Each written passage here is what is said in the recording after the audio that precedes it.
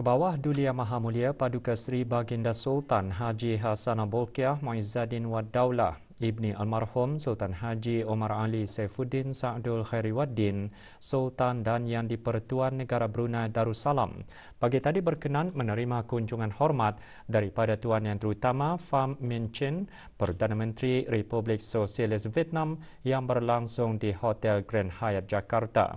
Juga berangkat semasa kunjungan hormat tersebut Duli Yang Teramat Mulia Paduka Seri Pangeran Muda Abdul Matin. Menyertai Tuan Yang Terutama Mr. Boy Tan Son, Menteri Hal Ehwal Luar Negeri Mr. Tran Van Son, Minister and Chairman of the Office of the Government dan Mr. Nguyen Zoc Zong, Timbalan Menteri Hal Ehwal Luar Negeri Republik Sosialis Vietnam. Juga hadir Yang Berhormat Datuk Seri Setia Dr. Awang Haji Muhammad Amin Liu bin Abdullah, Menteri di Jabatan Perdana Menteri dan Menteri Kewangan dan Ekonomi Kedua, dan Yang Berhormat Datuk Seri Setia Awang Haji Eriwan bin Pihindatu Pekermajaya Haji Muhammad Yusof, Menteri Hal Ehwal Luar Negeri. Semasa kunjungan hormat itu, Tuan Yang Terutama menyampaikan sokongan penuh Republik Sosialis Vietnam terhadap negara Brunei Darussalam selaku pengerusi ASEAN bagi tahun 2021 dalam sama-sama mencapai matlamat deliverables yang dihasratkan. Semasa kunjungan hormat yang merupakan pertemuan kali pertama bagi kedua-dua pemimpin, Kebawah Duli Yang Maha Mulia menyampaikan ucapan tahniah kepada Tuan Yang Terutama atas pelantikan sebagai Perdana Menteri Republik Sosialis Vietnam baru-baru ini. Kebawah Duli Yang Maha Mulia dan Tuan Yang Terutama juga berbincang mengenai kerjasama dua hala antara kedua-dua buah negara serta bertukar-tukar pandangan mengenai isu-isu serantau yang berkepentingan bersama seperti COVID-19, mempertingkatkan perdagangan dan pelaburan serta kerjasama dalam bidang-bidang pertanian dan tenaga.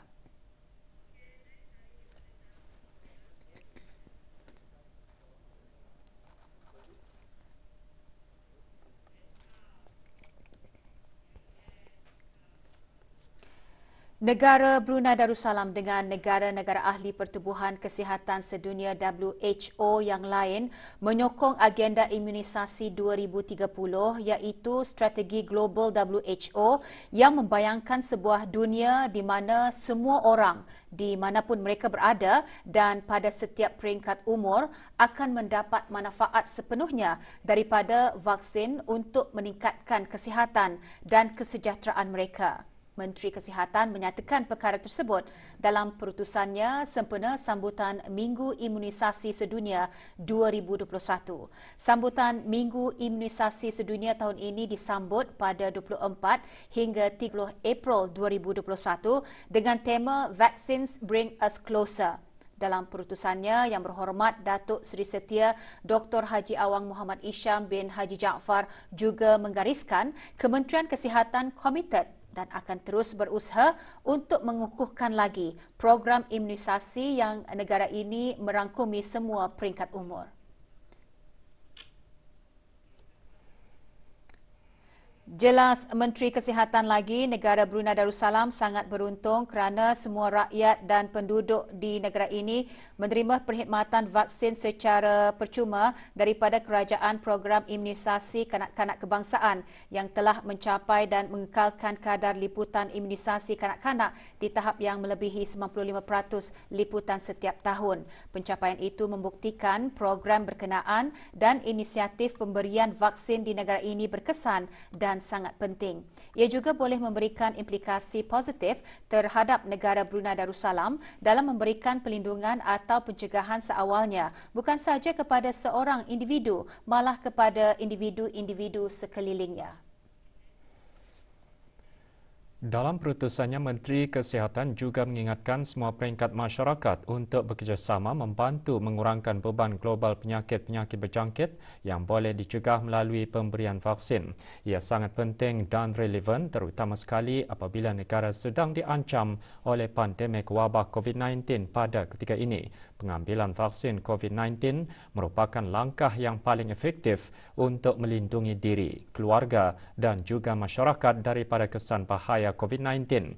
Dalam jangka masa sederhana dan panjang, semakin ramai orang diberi vaksin, semakin tinggi tahap kekebalan penduduk negara ini terhadap penyakit, sekaligus dapat mengurangkan kesan COVID-19 terhadap kesihatan awam dan masyarakat. Menyentuh mengenai fasa pertama pelaksanaan program vaksinasi COVID-19 yang sedang dijalankan, Menteri Kesihatan mengongsikan sebanyak 11,690 individu telah menerima dos pertama suntikan vaksin COVID-19. Jumlah tersebut masih di tahap yang rendah. Oleh itu, Kementerian Kesihatan sangat mengalu-alukan penglibatan orang ramai untuk sama-sama mendapatkan suntikan vaksin COVID-19 mengikut fasa-fasa yang telah dimaklumkan. Orang ramai adalah dialu-alukan untuk mendaftar bagi mendapatkan suntikan vaksin COVID-19 apabila tempahan untuk mendapatkan slot suntikan dibukakan menurut fasa-fasa yang telah ditetapkan. Perkembangan terkini situasi jangkitan COVID-19 di negara Brunei Darussalam. 1 kes disahkan sembuh hari ini dengan tiada kes jangkitan baharu dicatatkan. Kementerian Kesihatan dalam siaran akhbarnya juga memaklumkan 8 kes aktif masih menerima rawatan di Pusat Pengasingan Kebangsaan. Sementara itu, kes jangkitan di negara ini kekal 223 kes dengan 212 kes disahkan sembuh.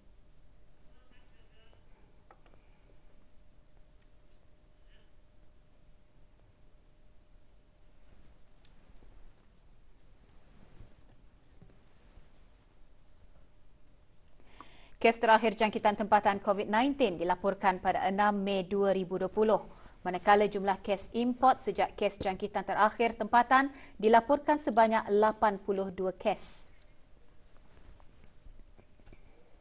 575 orang sedang menjalani pengasingan diri mandatori, 17,164 orang menamatkan pengasingan diri mandatori sejak Mac 2020.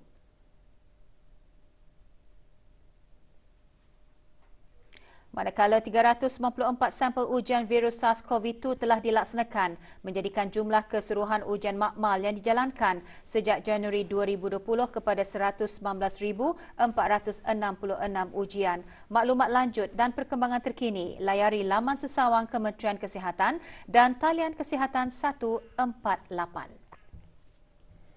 Dalam pada itu, Kementerian Kesihatan dalam siaran akhbarnya hari ini juga ingin memaklumkan mengenai waktu operasi bagi pusat-pusat vaksinasi COVID-19 semasa bulan Ramadan. Berikut kita ikuti maklumat lanjut mengenainya.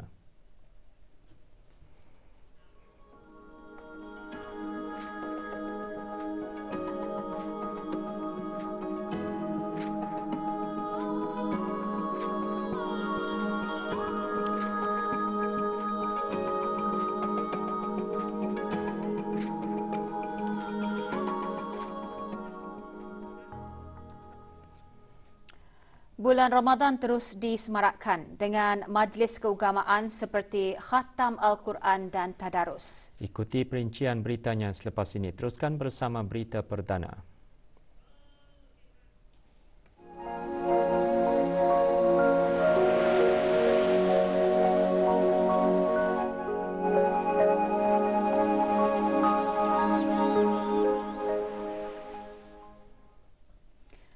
Sempena bulan Ramadan yang mubarak, pelbagai pihak terus mengadakan majlis keagamaan bagi menyemarakkan suasana bulan yang penuh keberkatan ini di samping meraih pahala yang berlipat ganda daripada Allah Subhanahu wa Taala. Lewat petang kemarin, Kementerian Hal Ehwal Ugama mengadakan majlis khatam Al-Quran di Masjid Pihin Khatib Abdullah, Kampung Kulapis.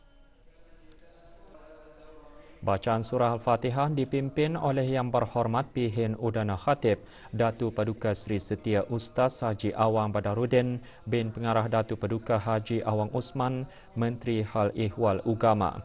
Majlis diteruskan dengan bacaan takhtim dan doa khatam, bacaan tahlil dan doa arwah. Juga hadir Pengeran Datu Sri Paduka Haji Bahrom bin Pengeran Haji Bahar, Timbalan Menteri Hal Ehwal Ugama.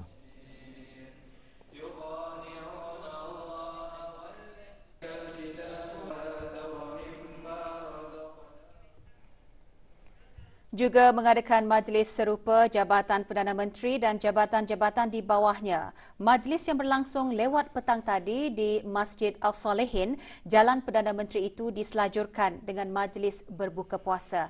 Majlis dimulakan dengan bacaan surah Al-Fatihah dipimpin oleh Yang Berhormat Datuk Seri Setia Haji Awang Abdul Mukti bin Haji Muhammad Daud, Menteri di Jabatan Perdana Menteri, dan disusuli dengan bacaan ayat-ayat suci Al-Quran. Majlis diteruskan dengan bacaan takhtim dan doa khatam. Majlis dikelolakan oleh Jabatan Keselamatan Dalam Negeri dengan kerjasama Jawatan Kuasa Takmir Masjid Al-Salihin, Jalan Perdana Menteri.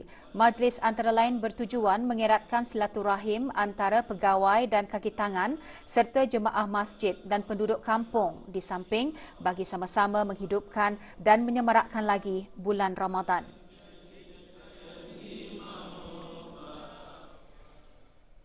Kementerian Tenaga, Jabatan dan badan-badan berkanun di bawahnya juga mengadakan majlis tadarus dan majlis khatam Al-Quran di Masjid Ar-Rahman, Kampung Tanjung Bunut. Hadir Yang Berhormat Datuk Seri Paduka Awang Haji Mat Satijo bin Sokiau, Pemangku Menteri Tenaga. Bacaan surah Al-Fatihah diketuai oleh Awang Muhammad Nazirul Rawi bin Awang Zaimin, Pegawai Jurutera Kementerian Tenaga. Majlis diikuti dengan bacaan doa khatam dan tahlil bagi almarhum Sultan Haji Omar Ali Saifuddin Sa'dul Khairiwaddin dan almarhumah Duli Raja Isteri Pengiran Anak Damit. Juga diselajurkan penyampaian wakaf.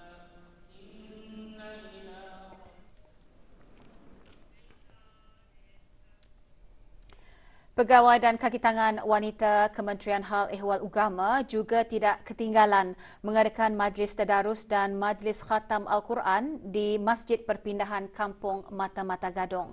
Bacaan surah Al-Fatihah dipimpin oleh Datin Hajah Nahriah binti Haji Asbi, isteri Menteri Hal Ehwal Agama. Bacaan khatam Al-Quran pula diketuai oleh Dayangku Zainab binti Pangeran Haji Tuah, Timbalan Pengarah Pusat Ilmu Teras College Universiti Perguruan Agama Seri Begawan Kupu SB. Seramai 30 orang pegawai dan kaki tangan Kementerian Hal Ehwal Agama diraikan dalam majlis tersebut.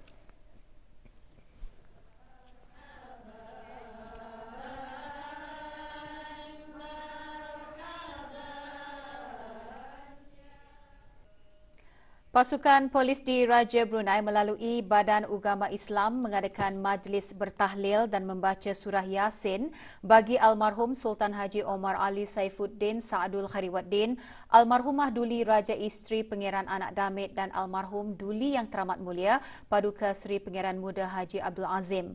Majlis berlangsung petang tadi di Surau Sementara Ibu Pejabat Polis Gadong. Hadir Datuk Paduka Seri Haji Awang Muhammad Erwan bin Haji Hambali, Pesuruhjaya Pasukan Polis di Raja Brunei. Majlis antara lain bertujuan untuk mengambil keberkatan di bulan Ramadan yang penuh dengan keberkatan dan memohon untuk dijauhkan daripada segala bala bencana serta dimurahkan memperolehi rezeki yang halal lagi bermanfaat.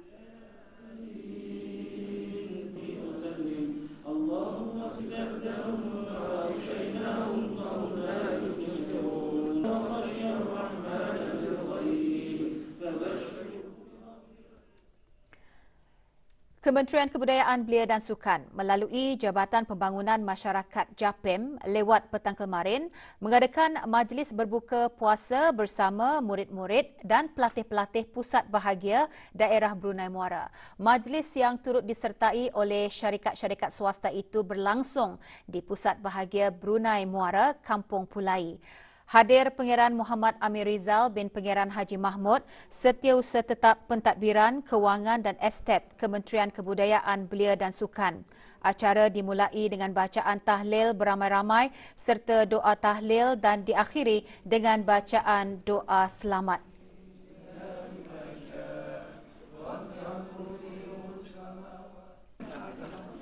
Acara diselajurkan dengan penyampaian sampul Hari Raya Aidilfitri dan sumbangan daripada syarikat-syarikat swasta. Jamuan bagi kira-kira 120 orang pelatih dan murid Pusat Bahagia juga telah disumbangkan oleh syarikat-syarikat berkenaan.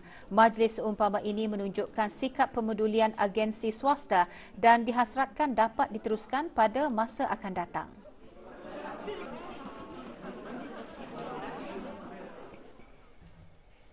Sementara itu, majlis berbuka puasa bersama saudara baru di kawasan pedalaman diteruskan lagi lewat petang kemarin.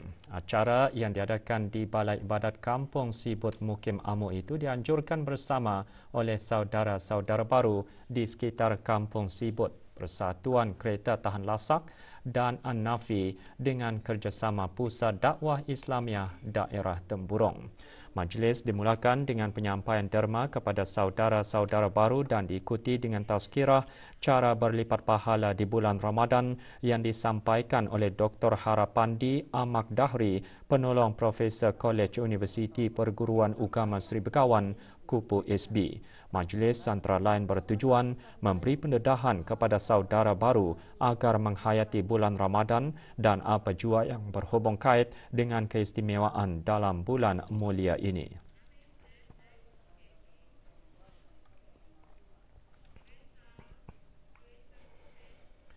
Persatuan Orang Kurang Pendengaran Kebangsaan OKP mengadakan majlis bertahlil dan membaca surah Yasin di Pusat Belia di Ibu Negara petang kemarin. Hadir Pengiran Haji Nur Halim bin Pengiran Haji Abdul Rahman yang dipertua Persatuan Orang Kurang Pendengaran Kebangsaan. Hampir 40 orang ahli Persatuan OKP bersama keluarga menghadiri majlis tersebut.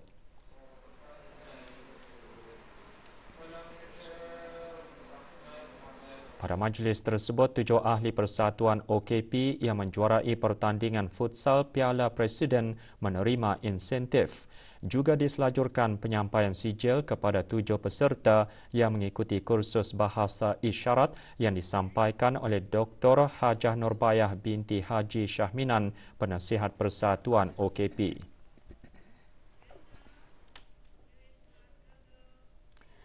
Simposium pencegahan awal kerosakan pendengaran disebabkan pendedahan bunyi rekreasi dalam kalangan anak muda diadakan secara maya bermula 20 hingga 24 April 2021. Simposium dianjurkan oleh Institut Kesihatan Awam Chile.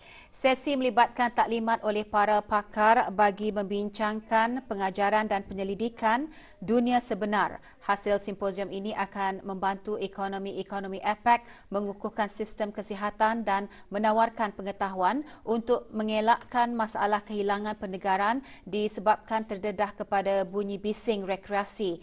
Negara Brunei Darussalam diwakili oleh 2 orang pegawai Kementerian Kesihatan dan seorang dari Autoriti Kebangsaan Keselamatan, Kesihatan dan Persekitaran SHENA.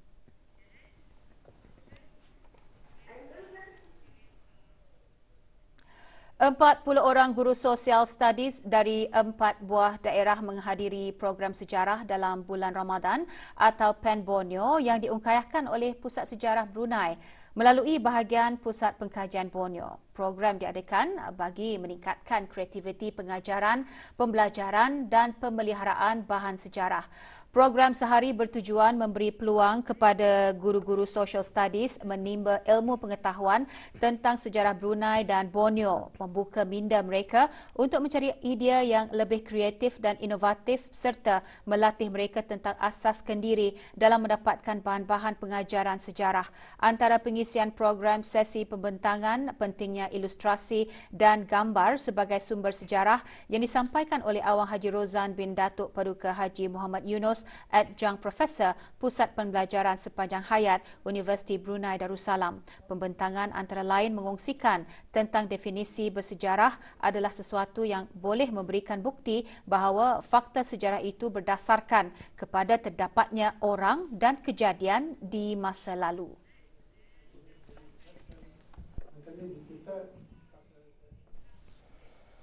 Expo Bukan Makanan dan Minuman yang dinamakan Family Fun akan diadakan pada 16 Jun hingga 20 Jun depan.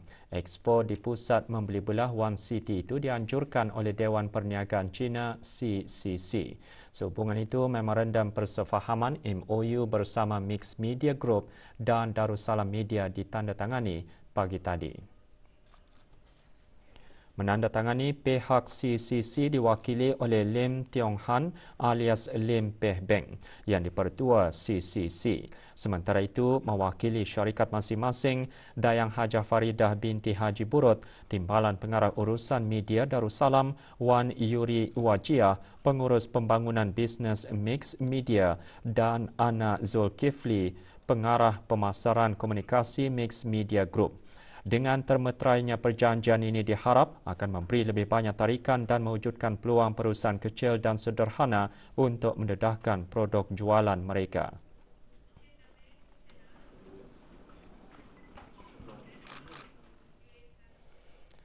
BIBD Securities Sdn Berhad dan BIBD Pengurusan Aset yang beroperasi di bawah lesen BIBD Securities menerima anugerah Best Investor Education Brunei, Best Institutional House Brunei dan Best Islamic Fund House Brunei. Anugerah tersebut diberikan oleh Pengurusan Aset Asia AAM, iaitu sebuah syarikat penerbitan terkemuka yang menyediakan liputan industri pengurusan aset Asia. Awang Haji Muhammad Yazid bin Datu Paduka Haji Mahadi, Pengarah Urusan BIBD Securities, antara lain mengongsikan mengenai permintaan yang meningkat terhadap produk patuh syariah dan BIBD Securities. Jelasnya lagi, ia bertujuan untuk menyediakan jalan penyelesaian bagi pelaburan yang inovatif yang lebih meluas kepada pelabur domestik dan antarabangsa.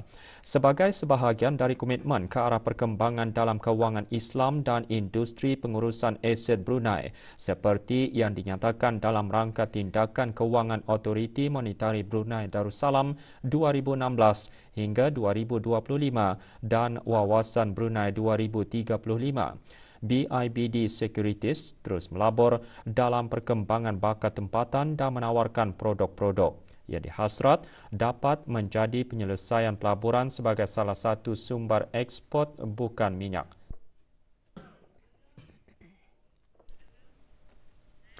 Beberapa buah kawasan sekitar ibu negara iaitu kawasan Taman Mahkota Jubli Emas, kawasan letak kereta bertingkat, kawasan Kampung Kianggeh dan letak kereta Jalan Residensi menjadi tumpuan operasi sepadu yang dijalankan semalam oleh Agensi Penguatkuasa Undang-Undang. Operasi sepadu melibatkan gabungan Balai Polis Pusat Bandar Seri Begawan, Jabatan Siasatan dan Kawalan Lalu Lintas JSKLL, Pasukan Polis di Raja Brunei PPDB, Jabatan Kastam dan Eksais di Raja JKED, Jabatan Imigresen dan Pendaftaran Kebangsaan JIPK dan Biro Kawalan Narkotik BKN dan Jabatan Pengangkutan Darat JPD.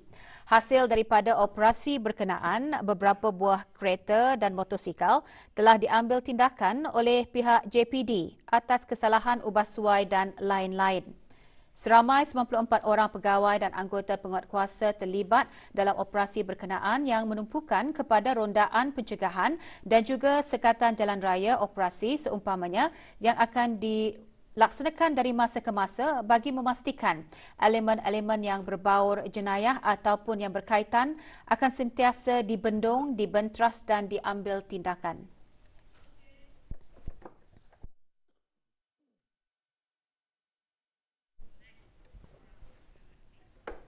Seorang warga asing dijatuhi hukuman penjara dan sebatan atas kesalahan imigresen. Kesalahan tersebut didapati semasa operasi langis yang dijalankan ke atas sebuah rumah sewa di Kampung Sungai Besar.